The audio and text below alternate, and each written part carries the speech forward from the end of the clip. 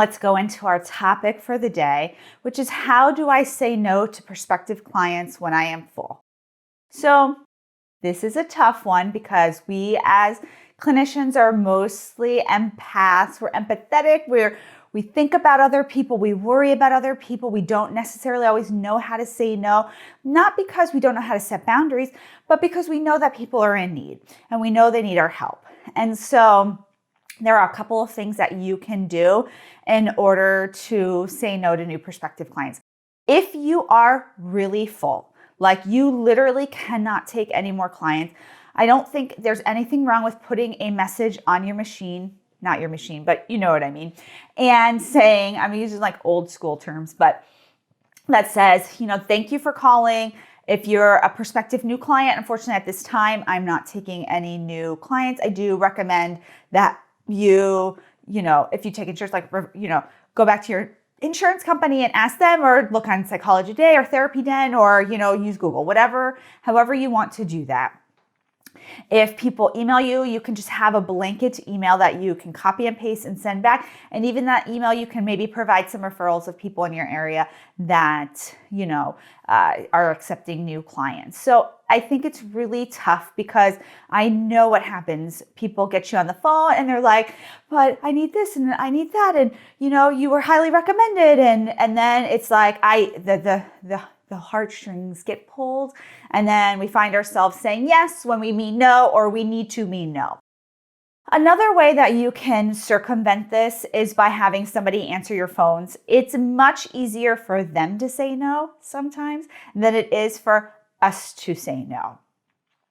I think that if you are full, you can maybe hire just a virtual assistant company to field those calls, maybe just for a period of time until you're taking new clients. There's a lot of different ways you can do that.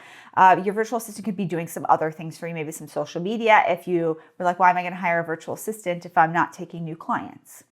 The other thing I want you to consider is bringing on somebody to your practice. If you're getting that many referrals, bring somebody that is clinically similar to you. Maybe if you are doing a fair recovery, find another person who's looking to join a private practice to do a fair recovery and bring them onto your practice, whether they're an independent contractor, an employee, or just a renter. There are times when you're not using your office. Let them use it and bring them on. You have an opportunity to make an additional income and to serve your population. If you're really not wanting to do that, then I think you need to tailor your marketing, and you need to, on your website, put that you're not accepting new clients, and really be upfront about that and think about how you're exposing yourself, because you don't want to have a lot of exposure and then have to turn people away. Your other option is to raise your rates.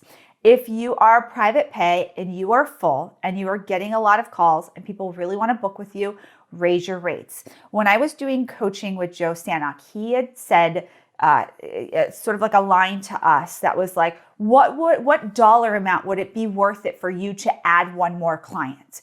So if you currently charge $150, if you're like, yeah, I would take a client at $200, but I can't take any more clients at $150, then bump your rate up to $200. That was a really big stretch for me because I was like, wow, this is like, I don't even know how to do this, but it was really, really helpful because it helped me to solidify when it was a good time for me to take new clients and when was a good time for me to refer those clients out, and how to really be mindful about my own time. The other thing that you can do is you can raise your rates on your current clients. I know that might be controversial to some people, but that is just one way sometimes that we, have to make those decisions as business owners. Most people will raise it incrementally, every year, $5, $10, $15 a year. I would recommend you do that if you are full, or even if you're not full. If you accept insurance and you're full, I want you to think about dropping your lowest paying insurance panel. That's been our strategy as a group practice, is that we are slowly dropping our lowest paying insurance panels, and we're filling with other panels and other private pay clients that are, that they're just higher paying and maybe less paperwork. That is a lot of times one of the stressors with some. It's interesting, like some lower paying panels have a lot of paperwork. It's like this doesn't quite make sense. I'm going to give you another tip, but as always, I want to give a shout out to our sponsor, TherapyNotes. If you're looking for an electronic health record that can really help keep you organized with your schedule, it can help you write your notes, treatment plans, discharge plans. Paperwork is signed by clients directly on there. You can do billing from there, both credit cards, insurance billing, and they have a wonderful customer service option. I want you to check out TherapyNotes. So let's go back to the final thing is that you will have to have boundaries, and you will have to say no. You will have to say no to people who can't afford your rates, people who don't fit into your schedule, people who aren't your ideal client. I think you need to be really clear about who your ideal client is. So when people call and they're like, hey, you were recommended, but I really need you for this. And you can have those conversations and say, this is really my specialty. This is not something I'm treating right now. I'm happy to give you a really high quality referral. Be really comfortable in that. And again, if your heartstrings are pulled and you're like, man, I really, want to serve more people. I really want you to think about a group practice.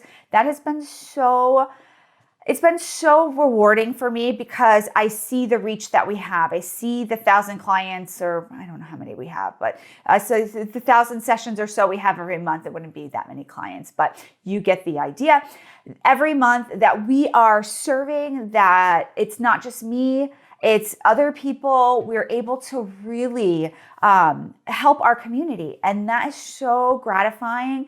And it's actually more gratifying than taking on one more client. While I don't mind taking on one more client sometimes, and that is very helpful depending, on the circumstances and things, what's more gratifying is knowing that we're really serving our community in a wider way. And it makes me feel warm inside. So I hope it makes you feel warm inside too. I'm here, answer your questions most days of the week. Happy Halloween.